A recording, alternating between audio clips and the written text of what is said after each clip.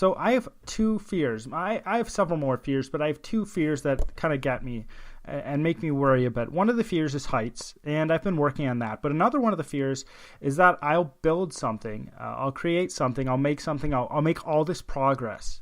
I'll just keep on moving forward. Everything kind of explodes, everything works, and then suddenly everything is stripped away. And I think this is a really human thing. I think that most people are trying to mitigate against this happening. I think most people, they get what they consider steady jobs.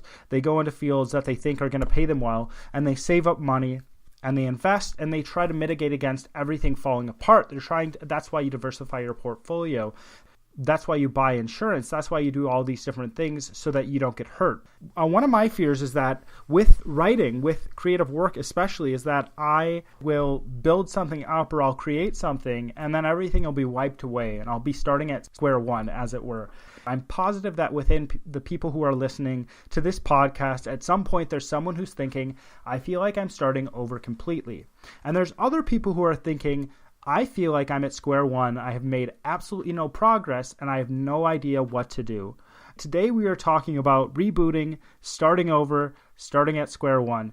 My name is Daniel Poppy, and as always, this is How to Write Good.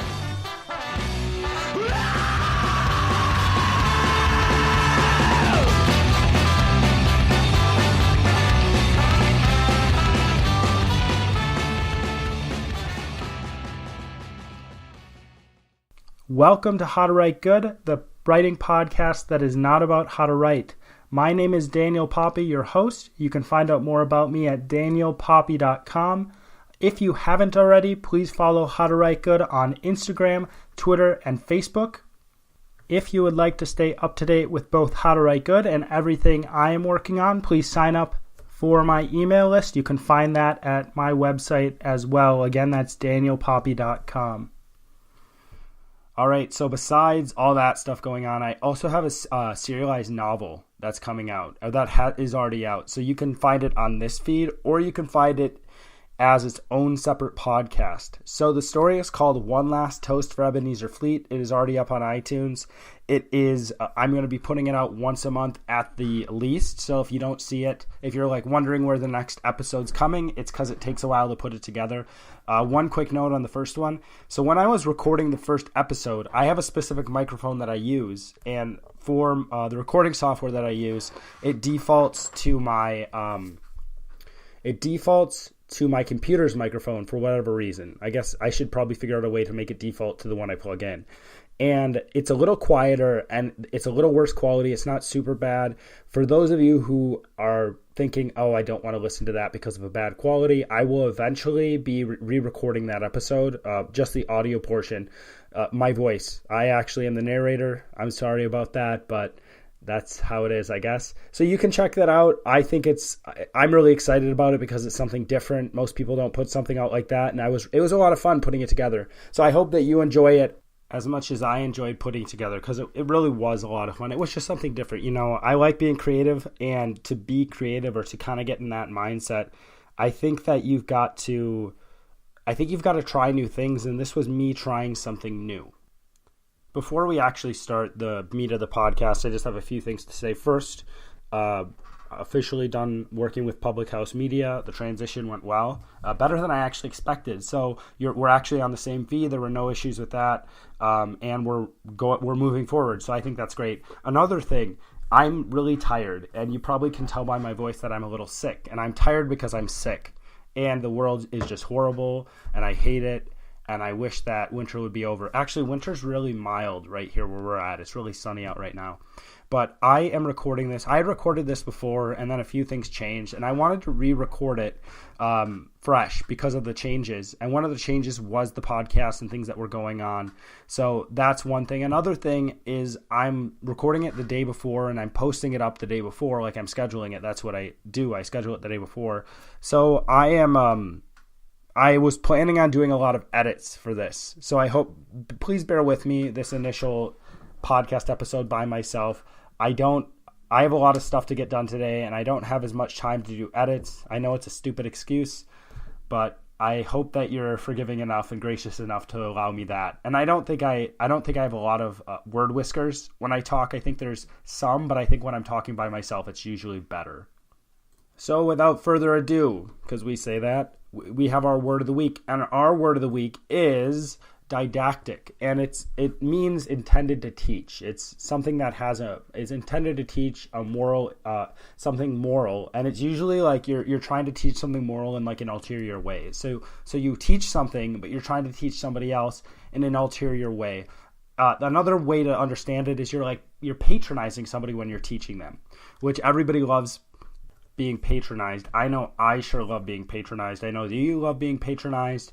I know that this podcast is going to be very didactic. It comes from a Greek word, and I am too tired to say the Greek word. It's didaktikos or something like that, but it comes from the word teach in Greek. So it's the change in the meaning has barely changed.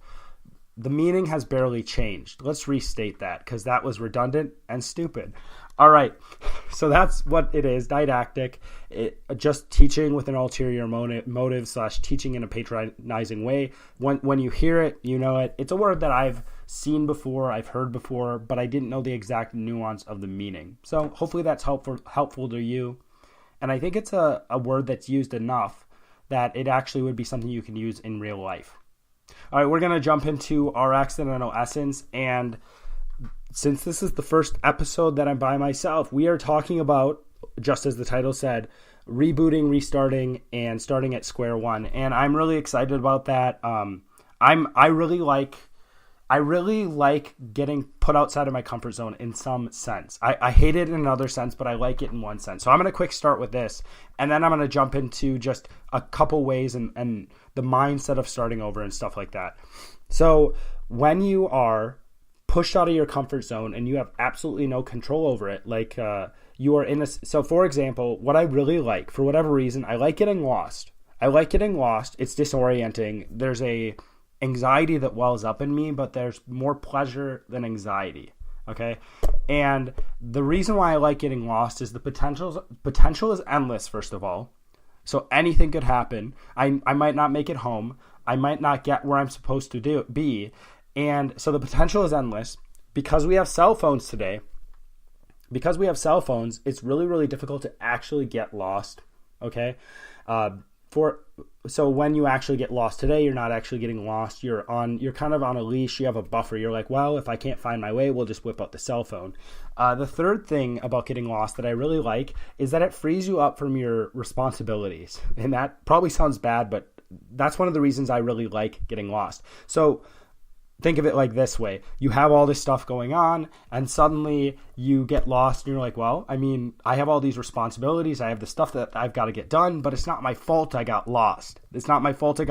So I'm just going to work with it, and we'll see what happens.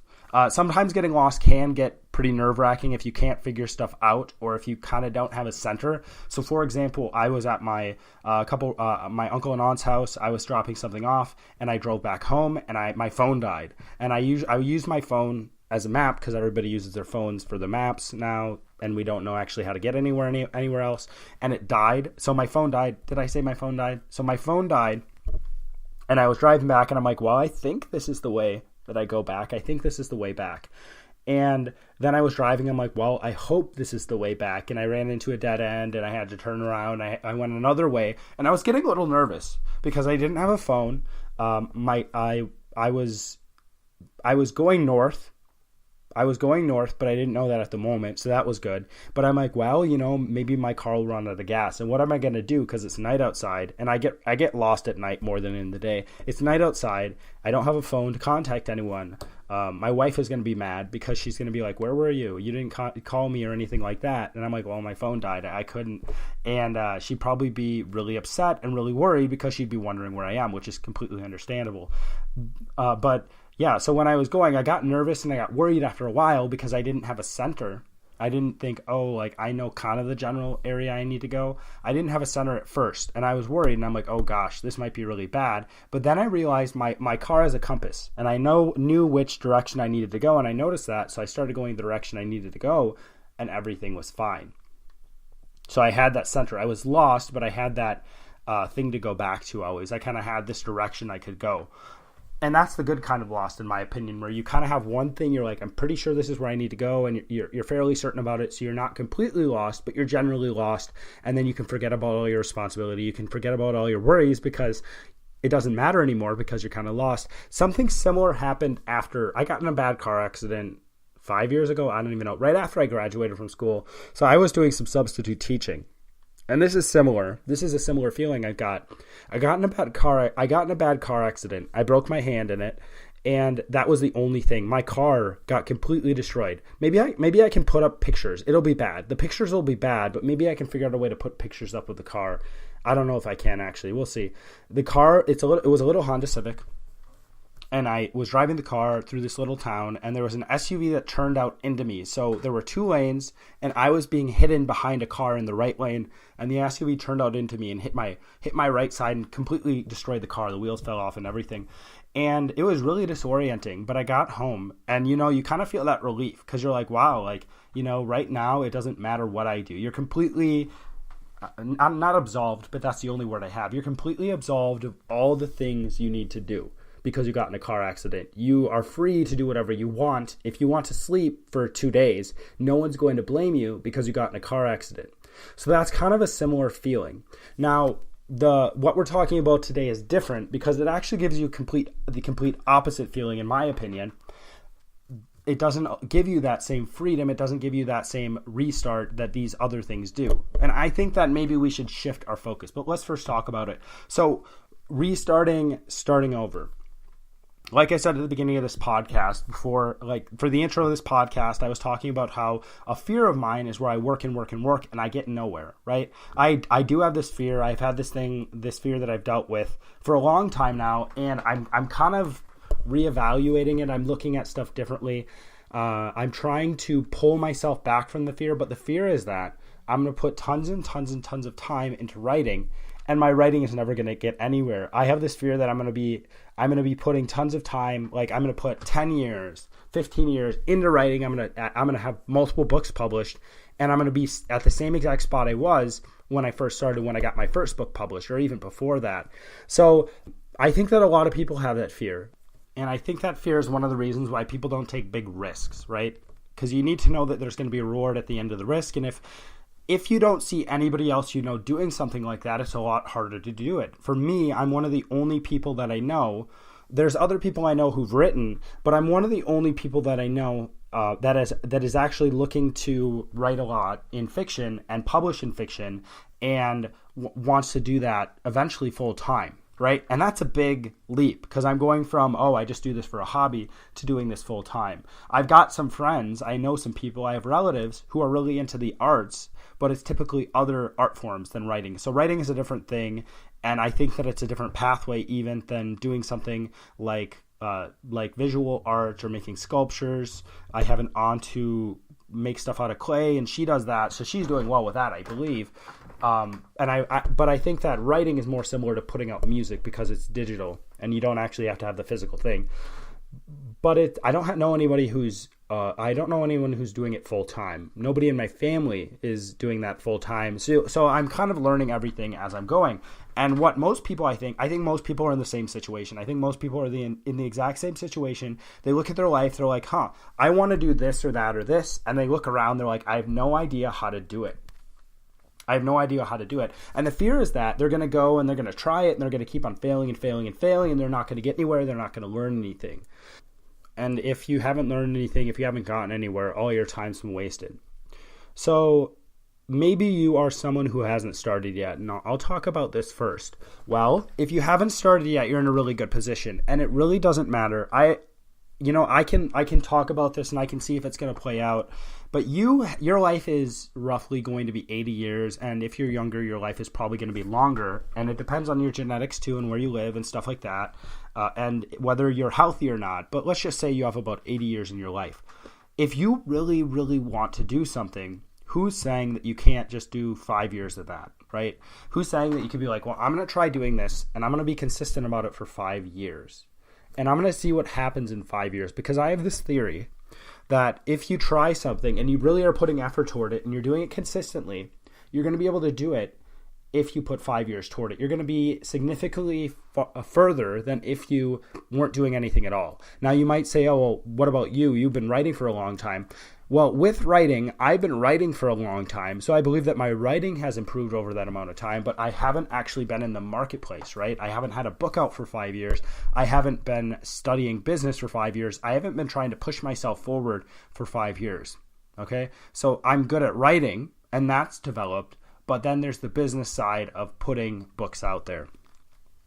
And let's jump off of that for a second. So if you're starting, I think you're in a really cool position because you can start really intelligently, right? You do a lot of research, you read people, you make plans. You make plans that have been shown to work. And here's the thing about plans. I think this is the thing about doing something by yourself. It's terrifying, but it's not something that is extremely difficult. It's something that's, let me rephrase that. It is very simple, but it's hard because it's scary. Because you don't know if it's going to work. For me, one of the things that really scares me is to be a writer, I've got to put myself out and I've got to show people's work that I really like. And I've got to, you kind of bare your soul in some way through your writing. And I think most people who do art bare their soul in some way because you're pretty much laying out you're laying out your thoughts to somebody else. You're saying, here's my thoughts, here's what I'm thinking, here's thoughts that have gone through my head, or here's what I'm capable of thinking even, or here's what I think about this idea, right? For some of the stuff I write, I have a character thinking about something and I don't agree with it, but I'm trying to present that character in a very a robust way. I'm trying to not make that character stupid. Now, what somebody could do with that situation is they could say, you presented this idea, but you made this character look idiotic. So this is an idea you don't agree with, and you've actually presented it in a horrible way. You presented it in a way that isn't nuanced. You presented it in a way that's a straw man. So it's not actually valid. So I have to be like, oh, here's information. Here's ideas I have. Here's ideas I have about different ideas that I don't even agree with. And you're just saying, look, everybody can see this. Everybody can say whatever they want about that. And that's what you're doing when you're putting yourself out there. That's something that I push myself forward every day to be like, well, I've got to do that. So I've got to do that. Another thing that I have a really hard time with, just to kind of get a little more open about it, is I hate talking to people about what I'm doing. So if you talk to me, it's likely, if you say something about what I'm doing, it's likely that I won't have much to say. And the reason is because I get nervous about it. I'm like, well, this person is going to think I'm an idiot because I have all this stuff going on and it's weird stuff. Honestly, most people don't have a podcast about the philosophy of writing and art, and creativity. It's different. It's something different. Most people aren't writing fiction. Most people aren't like, hey, I want to write fiction and I want to make money off of fiction and I would love to do this as a full-time job. It's not normal to people. And maybe people have dreams like that, but most people, maybe most people aren't even going to say, oh, that's stupid, but most people are choosing something different than you. There's a lot of people who are trying to write. There's a lot of people who are trying to do art. I'm not saying that, but the majority of people are not doing that. The majority of people are choosing another path.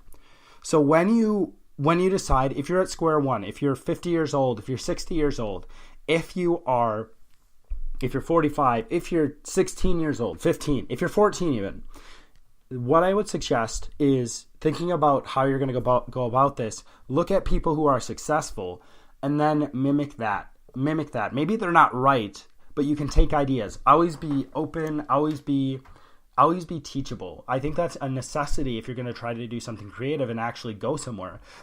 I think there are some people who get a leg up. Like they're just lucky. Something happens and they get famous for whatever reason. They're a writer and they get picked up by an agent. They get picked up by a huge publisher. For example, it's probably the case that there was a lot of luck playing into J.K. Rowling becoming huge. Some people may say, well, she's an excellent writer, but she's not an excellent writer. And I think her story's good, right? I'm not poo-pooing her story or anything like that, but she's like one of the only writers, if not the only writer, that has become a billionaire with writing. Now, most people aren't going to become billionaires when they write. Most people actually who are published through traditional publishers don't actually do writing as a full-time job even, okay? I think there's a reason for that, but I'm not going to get into it right now. Maybe I'll talk about that in a different podcast. But if you're a normal person, if you're in the normal population, it's unlikely that you're going to just suddenly jump up to stardom, right? It's probably the case that there are people who are extremely intelligent, and because they're extremely intelligent, they're able to jump up to stardom. But the majority of people are just normal. Most of us are just normal. Most people are working really, really hard to get where they're at. And I would say, if you aren't sure, if you're like, well, I am scared of doing that, I'm scared of moving forward, I'm scared of trying something out, consider giving it 5 years. Consider giving it 5 years, make a plan beforehand, be really intelligent about it. I would suggest that you work 3 months at a time. You make a plan for the overall 5 years, but you're only having goals 3 months at a time. You're only working on those, right? And you're trying to take in information from other people, and you're trying to learn from other people, and you're being open, and you're kind of putting your stuff out there. You're putting your work out there as well, which is making you vulnerable. Anybody can say your work is the worst thing in the world. One other thing to note with this is that if you're starting at zero, or you think you're starting at zero, you aren't starting at zero. Even if you're 16 years old, you're not starting at zero. I've talked about this in a previous episode. I don't remember which one it is, but if I can find it, I'll put it in a link in the comments to this episode, so you can check that one out. But in the episode, I talked about how you can't base how you write off of another author's rules for that generation, right? So if you are someone in Gen Z right now, I don't know if there's someone in Gen Z listening or not, but if you're someone who's 16 years old, I believe you're in Gen Z, or maybe you're in college still, so you're like 19 years old, and you're like, yeah, I really want to be a writer, I really want to do this. I talked about how you can't look to my generation and just copy what's going on. You actually have to trust yourself. You actually have to be really critical on yourself, but trust what you're putting out and try to make it the best from your perspective, because each generation has their own way of doing things, okay? And I think it's the same thing when you're putting stuff out. You have to think about it a lot and think of, what can I do to make this a success? And it's not just writing, and it's not just necessarily being an extremely good writer. I don't think those two are going to make you successful. I think you actually have to be like, well, I have to get into the business of this. I have to learn about the business of this, and I have to push myself forward. Just a quick anecdote, I guess you'd call it that, or an analogy. There are investors, so in Wall Street, and they're in California investing in tech companies, and there's some people who see something like Uber pop up, and they say, oh, I'm going to invest in stuff like Uber because Uber exploded, right? That was awesome. So they invest in similar things like Uber. So there's all these copycat Ubers, and they're trying to invest in these copycat Ubers, and it's not working. Why didn't it work? Because Uber already happened, right? So when you're going about this, you're a creative person. Be creative. You don't have to copy what somebody else is doing, but just be intelligent about it. If you're going to try something different, if you're going to try to break the mold with what you're doing, be intelligent about it. Don't just assume you're good. I don't think anybody should just assume they're good, but if you really want to make a splash, you have to think outside the box. And I'm not just saying think outside the box in terms of making something ridiculous or weird. I think you can make something very normal looking that is profound. I think you can make something that really connects to, if you're in Gen Z, there's going to be things that are exclusive to your generation that the other generations are not going to understand. That's why they group people in generations together. There's a specific zeitgeist. It's called the spirit of the times, if you don't know what that means. There's a specific zeitgeist or spirit in each generation. And honestly, I'm using the word wrong, but you know what I mean. So if you are starting at square one, if you're someone who is 16 years old, be aware that you have a different perspective than every generation that is still alive before you. You work differently. That means you have something different to offer. And honestly, like, if you are someone who's 60, who is starting when you're 16, you've never written a day in your life before, realize that you have a whole lifetime of stuff to offer that you can put into that. And I've talked about this in the past, or I've written a blog post on this, that even if you think that it's not valuable, what you write is still valuable because it's like this human element. The most important, I think, aspect of writing is the human element of writing, conveying a deep human, I don't know, the essence of humanity, if I can put it that way. You're trying to get at the core of what it is to be human, and there's thousands of ways to describe this and put it, and you're trying to say, here's my unique way of how I see humanity and how I see living and how I see storytelling or whatever it is. If you're writing songs, you can be like, here's what I think this is like. I have this feeling inside of me. I have this experience I'm trying to convey to you. And this is what I'm trying to convey, and this is the best I've got. Here's what it is, and this is how I'm putting it together. So that's someone who's starting at zero. Just be smart about it, right? Don't assume that you're going to get somewhere. Be prepared to work hard. Be prepared to be bored. Be prepared for it to be hard, and be prepared to have day in and day out where you're just like, well, stuff doesn't seem to be happening. But try the 5-year thing. And if you don't want to try the 5-year thing, you can always come back here in 5 years and you can see where I'm at. There you go. You don't even have to experiment. You can just see my experiment here. For those of you who are doing something creative and you've kind of started over. So essentially, I thought I was going to be starting over completely. I thought that I was going to be switching podcasts completely. I thought that things weren't going to work out the way they are, which I think it's terrific that they do. But those of you who are starting over, you're in the same exact position. You may be thinking that, wow, I've gone through this 5 years, I've gone through 10 years, I've gone through 25 years, and I feel like I'm at square one again. That's not true at all. That is not true at all. You're not at square one because you've had however many years of experience. And even if you were failing, sorry about that, even if you were failing during those years of experience, you still can look back and you can see how you failed. Now, for example, if you want to start a business and you've been failing for 10 years, but you still want to start a business, well, what do you have? And you might think, well, I don't have much because I failed at these businesses. You have the experience of looking back and seeing why they failed. Now, a lot of businesses probably don't fail for one reason, but you can keep on analyzing those businesses and you can say, well, this one failed for this reason, or maybe this one failed for these 3 reasons, and this one failed for these 3 reasons, etc. And you can be like, well, why don't I not do that again? How does this apply to this new business venture? I think it's the same way for writing. If you're someone who's writing, and I think this applies to anything. If you're a writer and you put something out there and it's not well received, first of all, it may not be well received because of the fact that you aren't well known. Okay? But if people read it that you know, let's just say that people read it that you know, and these people are usually a lot more gracious than this. They read it and they're like, and you ask them about it and they're like, it was all right. You know, like my sister responded to my book. She didn't like my book, which is fine.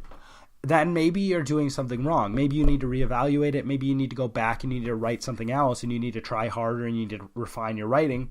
I think everybody needs to refine their writing in the writing area, but maybe you need to do that, right? But what you can do is you can look back and be like, wow, I'm going to be super critical about my own writing and I'm going to see my flaws. For me, it's really easy because I have this view of myself where what I write is crap. I write something and I'm like, that's not good.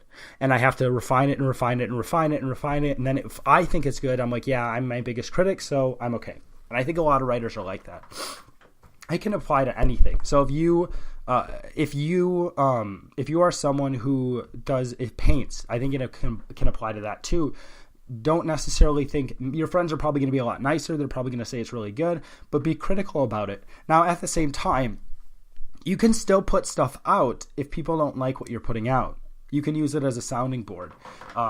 So yeah, and I think that's a really important thing. Just instead of seeing your experiences from the past as useless, see how they can apply to your goals or how they can apply to what you want to do.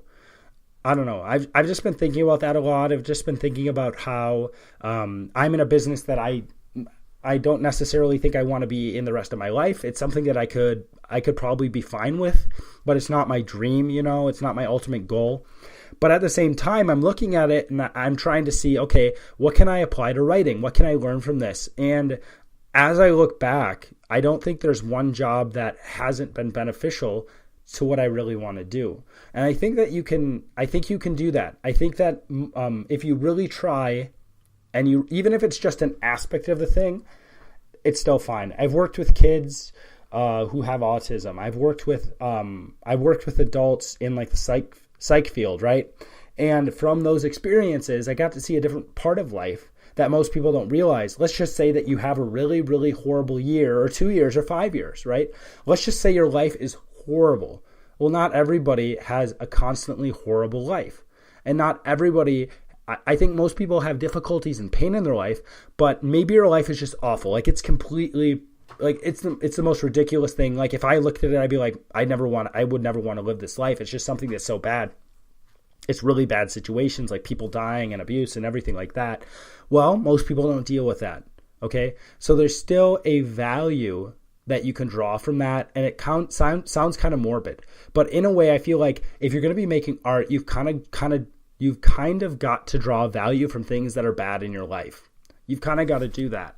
And you've kind of got to draw value from everything in your life. It's not just things that are bad. It's not just things that you disliked. It's not just things that weren't your ultimate goals.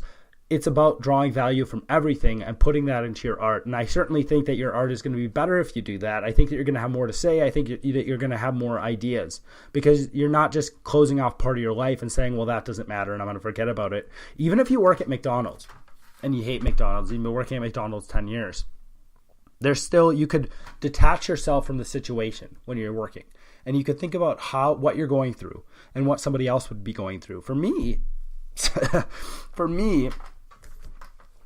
sometimes I'm going through a really bad situation and I get an idea because of that really bad situation. So yeah, realize that even if you're starting over, you've still got stuff that is behind you that you can use. And realize if you're at square one, you've still got stuff that's behind you or that's part of you even that you can use. Say you're a 10-year-old, you still have a personality, right? Is your personality exactly like everybody else's? Are you going to make phenomenal art or write phenomenally? Probably not, but you got somewhere to start from, right? All right, so that's all I've got. I guess it's time for our logical fallacy of the week. Thanks for dealing with my awful voice. The logical fallacy of the week, as my voice goes away. The logical fallacy of the week, and I'm seriously having trouble talking. The logical fallacy of the week is false attribution. So this is when somebody is appealing to something that's irrelevant, unqualified, unidentified, biased, or fabricated. The source is one of those 5. I don't know. It might be 6. I can't count. So you're appealing to something that's irrelevant or etc. that's in support of an argument. I'll just say them again, honestly. You're appealing to something or a source that's unqualified, irrelevant, unidentified, biased, or fabricated. There's 5 of them. I can count. So that's our logical fallacy of the week. If you enjoy this podcast and would like to support me more, what I would ask you to do is that you go to iTunes and you leave a 5-star review. That is something that really, really helps me and helps push the podcast out to different people. And it's something that doesn't cost you much time at all. So if you would do that, I would really appreciate that. And I definitely appreciate everyone who listens to this podcast. If you ever listen to this podcast and you have questions or you have topics you would like me to cover, you can send those to me and I'll look them over and I'll see which ones I think I can cover intelligently. And if you just want to reach out for anything at all, you can do that as well. Thanks for your time. My name is Daniel Poppy, and as always, this is How to Write Good.